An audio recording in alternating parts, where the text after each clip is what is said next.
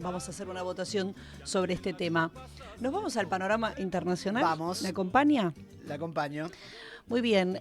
Hay un evento bien relevante que aconteció esta semana que queremos abordar y en un ratito también, bueno, si todo sale bien, hacer una comunicación. Estos últimos días hubo una conversación muy importante en el mapa geopolítico, que es la llamada telefónica entre el presidente de Rusia, Vladimir Putin, y el presidente de Estados Unidos, Donald Trump. Esta llamada telefónica tiene lugar tras casi 3 años del conflicto, del inicio de este conflicto en Ucrania, donde, bueno, claro, empiezan a asomarse algunos atisbos de paz. De hecho, Donald Trump en su campaña política había prometido, era una de las promesas de campaña, poner fin al conflicto en Ucrania en las 24 horas siguientes de la toma de su posesión. Bueno, después habló respecto de poner fin al conflicto en los primeros 100 días después de su investidura, que fue el día 20 de enero. Quiero que repasemos brevemente porque qué es lo que pasa a partir de ahora, y algunos auguran, claro, que tanto Zelensky, el ucraniano, como Europa o los países que integran la Unión Europea serían los grandes perdedores de esta situación. Zelensky especialmente. Después de esta llamada telefónica, dijo Trump a los periodistas en la Casa Blanca que el presidente Putin quiere la paz y que él quiere la paz, él mismo. Esto lo declaró, después se planteó que los equipos de ambos países van a comenzar sus negociaciones para resolver esta situación, y también que habría una primera reunión presencial entre ambos líderes en Arabia Saudita tras varios encuentros. Quiero que escuchemos 2 testimonios porque, por un lado, sobre el futuro de Ucrania y también el futuro de la OTAN, hay declaraciones muy particulares del secretario de Defensa de Estados Unidos que dice esto. Escúchenlo. Estados Unidos no considera realista que Ucrania se adhiera a la OTAN como resultado de un acuerdo negociado. En su lugar, cualquier garantía de seguridad debe estar respaldada por tropas tanto europeas como no europeas con capacidad operativa. Si en algún momento estas tropas se despliegan en Ucrania como fuerzas de paz, deberán hacerlo en el marco de una misión ajena a la OTAN y no estarán amparadas por el artículo 5. Asimismo, debe existir una supervisión internacional rigurosa de la línea de contacto. Para dejarlo claro, como parte de cualquier garantía de seguridad, no se desplegarán tropas estadounidenses en Ucrania.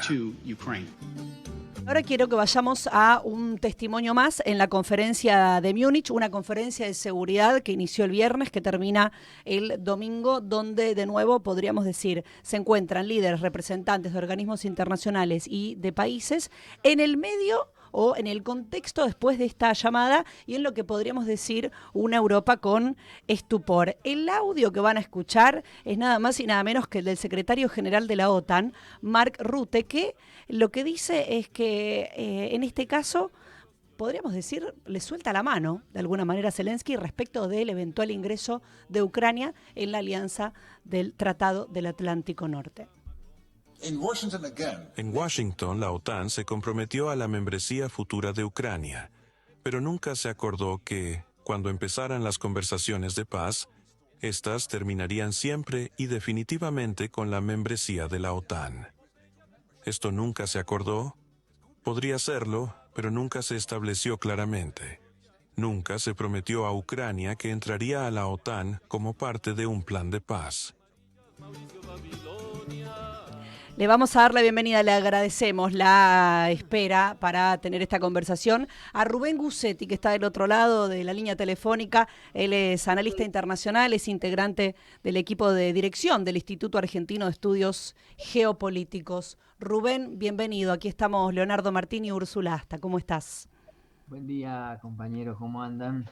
Muy bien, muy bien. Te agradecemos mucho. La verdad es que hay mucho para pensar, reflexionar. Queríamos hacer este repaso que pudiste escuchar un poco, por lo menos con algunas voces, para ir viendo cómo se están parando en las últimas horas algunos algunos actores. Y en primer lugar, la primera pregunta es, bueno, tu mirada, ¿qué es lo primero que dirías después de esta llamada telefónica? Bueno, lo primero, decir después de la llamada que, digamos, si uno viene siguiendo todos los acontecimientos internacionales y está viendo los riesgos de que alguno de estos conflictos deriven en una guerra nuclear, lo primero que habría que decir es que es una buena noticia que por lo menos se haya iniciado un diálogo, ¿no? Ahora, dicho esto, bueno, el gobierno de Donald Trump ha abierto la caja de Pandora, ¿no? Mm. Porque ha puesto blanco sobre negro algunas de las cuestiones que ya estaban en evidencia, ¿no? Es decir, una de ellas es el claro triunfo en la guerra, una guerra lamentable y fratricida, pero un triunfo claro en el terreno militar de parte de Rusia. Y eso ya es inocultable, ya es aceptado por la gran mayoría de los especialistas y de los gobiernos. En ese sentido, bueno, Trump es realista y acepta la situación. Por supuesto que ahora hay una gran distancia en el plano de lograr algunos acuerdos con Rusia y sobre todo después de logrado algunos de esos acuerdos en las negociaciones, cómo se lo va a presentar eh, ante la opinión pública internacional. Pero está claro que esta llamada telefónica de Trump a Putin está poniendo en evidencia el reconocimiento de parte del nuevo gobierno de Estados Unidos del fracaso de la OTAN, el fracaso de las fuerzas globalistas, eh, el fracaso de una lamentable Unión Europea y por supuesto un gobierno títere ucraniano que ha llevado a la muerte a cientos de miles de compatriotas, ¿no? Es decir, todo eso quedó en evidencia en este llamado y en un reconocimiento a la Federación de Rusia como uno de los tres poderes sobre el cual se va a asentar el futuro del nuevo orden mundial a nivel global, ¿no? Me estoy refiriendo a Estados Unidos, a China y a Rusia.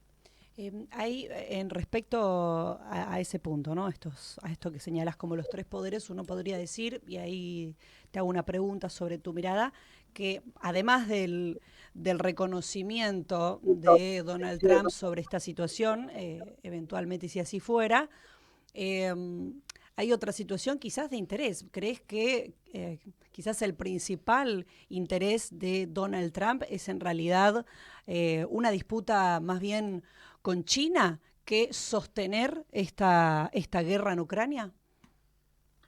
Sí, claro. La profundidad de la estrategia del nuevo gobierno de Estados Unidos y a mi forma de ver, acompañado por una parte importante del Estado profundo dentro de Estados Unidos, está la estrategia de poder cerrar algunos de estos drenajes que tiene Estados Unidos y conflictos abiertos en distintos lugares del mundo para concentrarse en la verdadera tarea de fondo. Claro que hoy Trump enfrenta un mundo completamente distinto al de 2017 cuando inició su primera gestión, ¿no? El grado de crisis del propio Estados Unidos y de los demás países occidentales no es el mismo, eso se ha agravado muchísimo y por supuesto tampoco es la misma China del 2017, la del 2025, ¿no?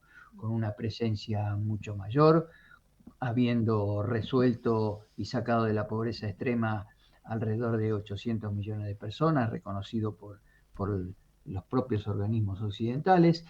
O sea que, bueno, la presencia hoy, la influencia de China con su proyecto de la nueva ruta de la seda, con el proyecto del futuro compartido, de una comunidad de futuro compartido, bueno, eso ha crecido enormemente en estos últimos 8 años y ahora el gobierno de Estados Unidos se enfrenta con una situación muy adversa, tanto interna como externa, y donde no tiene demasiado tiempo para revertir la situación. Por eso yo creo que esta salida un poco así, como vulgarmente se dice, como elefante en un bazar, tratando de amenazar a todo el mundo y declarándole la guerra a todo el mundo que no se cuadra bajo sus intereses, es un poco parte de la desesperación que está sufriendo por este acortamiento del tiempo para poder intentar algo, para poder parar el desarrollo de China, ¿no? Bien.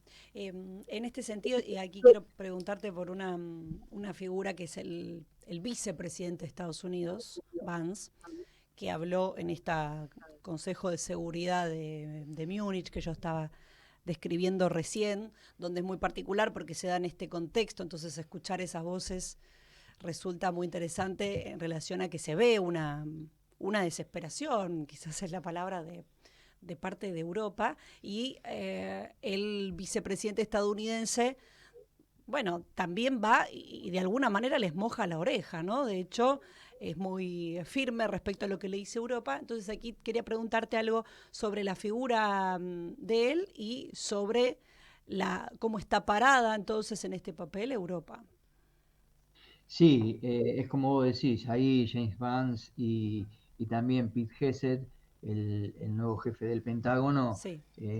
han hecho declaraciones muy contundentes y donde van en la misma línea que veníamos hablando, ¿no? Es decir, ponerle fin a este conflicto y someter, si se quiere, un poco más de lo que ya está la soberanía y la independencia de la Unión Europea, de los países europeos en general, que están absolutamente desdibujados, absolutamente desvirtuado lo que fue en un momento la vieja Europa y que hoy está pagando los costos, o está empezando a pagar los costos de un seguidismo ideológico a las políticas de Estados Unidos y a los globalistas encabezados por Biden, sobre todo en el último periodo, ¿no? Y bueno, y le dijo cosas terribles, ¿no? Digamos, uno no deja de sorprenderse, ¿no? De la magnitud de las palabras, ¿no? Por ejemplo, de Vance, cuando le dice, bueno, el problema que tenemos no es externo, no es Rusia ni es China, por supuesto con un gran grado de hipocresía, ¿no? Pero le dijo una cosa muy dura. Dice, el problema está entre nuestros propios socios. Y se sorprendió y dio como ejemplo como un comisario político se sintió contento por la anulación de las elecciones en Rumania porque no había ganado el candidato que ellos esperaban, ¿no? Claro. Y él advirtió, Vance advirtió, bueno, esto mismo puede pasar ahora el 23 de febrero en Alemania, preguntaba, ¿no? Entonces, bueno, un nivel de crítica impensado y además el cambio en los discursos de algunos dirigentes de la burocracia de Bruselas. Es increíble, ¿no? Escuchar a Rutte decir que, bueno, que nunca se pensó en el ingreso de Ucrania en la OTAN, cuando hace poquitos meses decía que era inevitable. Bueno, cosas absolutamente que los dejan en ridículo a estos dirigentes y que han llevado a un desastre a la sociedad europea porque está empezando a pagar los costos y va a seguirlos pagando, sobre todo, por ejemplo, en el costo de la vida, en el aumento de costo de la vida. Es decir, Europa se cayó la boca cuando el Reino Unido y Estados Unidos primero frenó los acuerdos de paz en Estambul en marzo del 2022 y también se cayó la boca, sobre todo Alemania, cuando los operadores de la CIA y del M16 y del Mossad, no sé si también estuvieron implicados ahí, volaron el Nord Stream 1 y el Nord Stream 2, ¿no? Entonces, bueno, están pagando las consecuencias de todo ese corrimiento, esa ausencia de defensa de posiciones independientes y de seguidismo a las políticas de Estados Unidos. Y ahora vienen los dirigentes de Estados Unidos y los basurean en la cara y bueno, y tienen que cambiar el discurso y no saben cómo hacerlo, ¿no? Rubén, ¿qué tal? Te saluda Leonardo Martín, ¿cómo estás? Te consulto, ¿qué pensás, qué imaginás, cuál puede ser el futuro de Ucrania, ¿no? A partir de ahora, leía por ahí, veía algunas hipótesis de que hablaban, bueno, ¿qué puede pasar con los territorios donde hay personas de ascendente ruso, ¿no? De que identificadas con Rusia. ¿Qué rol va a cumplir Estados Unidos? ¿Puede llegar a cumplir en Ucrania, en un país que también ha quedado muy dañado por la guerra?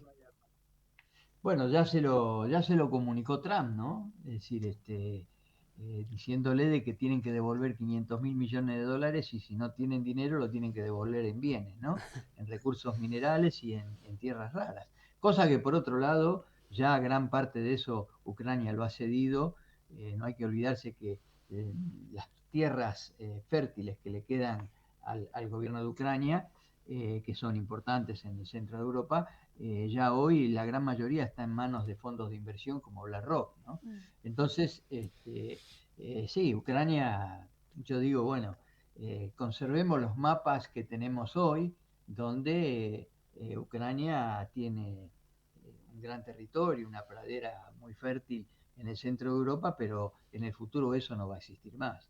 Es decir, estos irresponsables dirigentes nazis de Ucrania han llevado a la destrucción de su propio país, ¿no? Ahí yo siempre en este tema recuerdo una frase de Henry Kissinger cuando él se refería a los amigos y a los enemigos de Estados Unidos. Y él decía, ser amigo de Estados Unidos, ser enemigo de Estados Unidos, decía él, es peligroso, pero ser amigo es fatal, ¿no? Bueno, en el caso de Ucrania lo está corroborando, ¿no?